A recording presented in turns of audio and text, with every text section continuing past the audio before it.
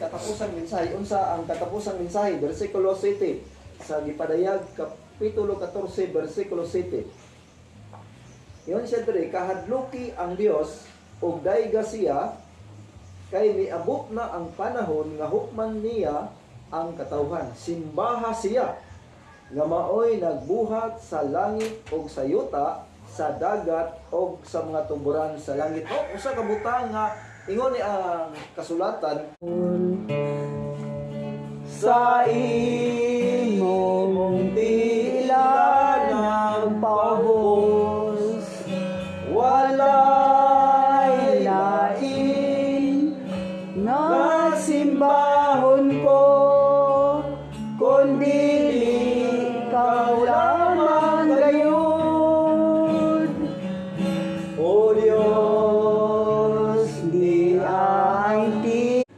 ang gihimo ko nga panag-ingnan si Apollo o kang akong kaugalingon alang sa inyong kaayuhan, aron makatun kamo sa pagkinabuhi sumala sa nasulat, no? Kita po nung mga Kristohanon sumala pa sa Biblia, nganong magtuon man ta sa pulong sa Dios. Ngon, ni Apostol Pablo, aron ta makatun sa pagkinabuhi sumala sa kasulatan.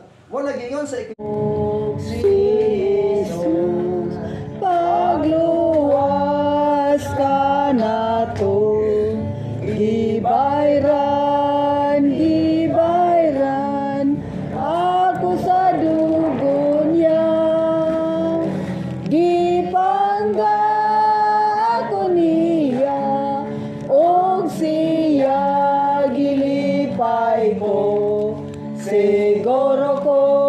sa katawhan sa Dios, buhata usab ninyo ang akong pagbuhat sa mga simbahan sa Galacia.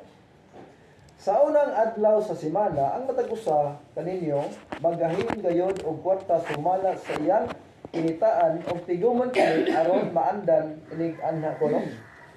Muna nga kitang mga Kristohano na atay gitawag og offering, no? Sumala pa sa Biblia, no?